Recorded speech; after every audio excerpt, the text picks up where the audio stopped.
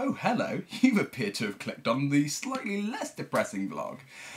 Well done you. This vlog is all about rad, awesome culture from, like, the arse end of the 1800s, like 1898, to the beginning of the Second World War. You know, that period of time, which I think is a neglected period, was so good for music and film and culture and dancing, and it makes me do a happy. This person here said they'd do a similar vlog, so I'd be really interested in seeing that. It's like steampunk culture, but not-ish. It's really surreal to try and explain, so everything that I'll be talking about, I should be putting a link into my pants. Well, the first thing I want to talk about is a sci-fi film. It's only a short film. It's about 12 minutes long, but it's from 1902. But yes, I shall say no more about that. In there, just watch it and your mind will be blown.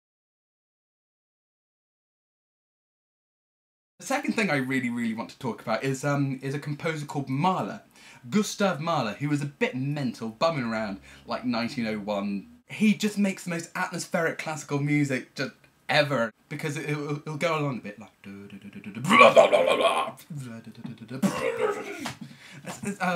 oh god, so good. This is a thing that you can all do. Next time Hollyoaks comes on, turn off the sound and replace it with Mahler. It syncs up perfectly. It's like the best thing in the world. Me and my girlfriend did it like last weekend. Hours of quality entertainment. Bumming around at the same time as Mahler was a guy called Stravinsky, who developed atonal music, which can be quite easily translated into, let's make this sound horrible. Stravinsky wrote the music for the first atonal ballet, The Rite of Spring, and the audience flipped out so much they rioted.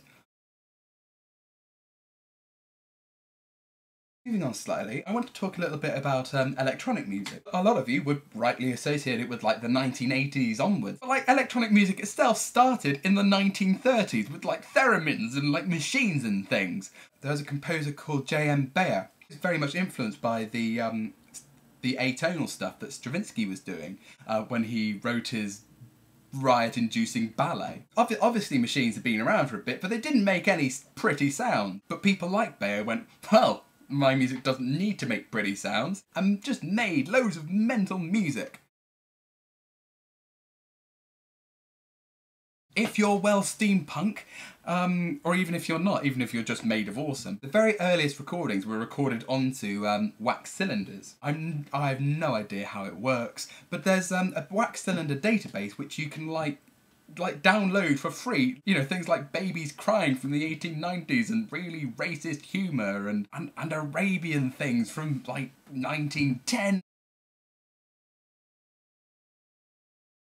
Robert Johnson was bumming around in the 1930s, playing the blues, but really insanely well. So well, in fact, that Eric Clapton, you know, that guy that's well renowned for being a blues guitarist, spent every morning and every night for a week trying to figure out one of his songs. He even separated from its sort of technical expertise. Robert Johnson's songs,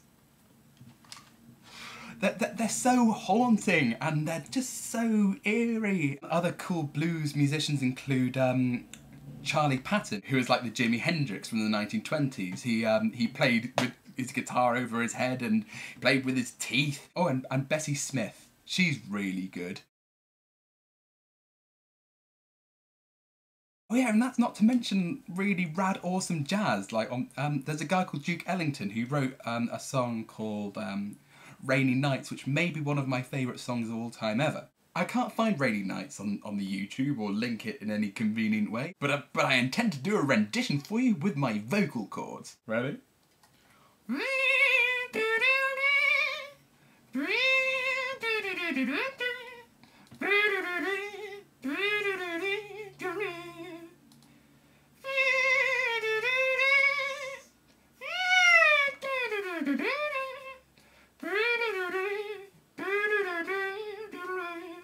Some of the best trumpet playing I've ever heard, and it's so good!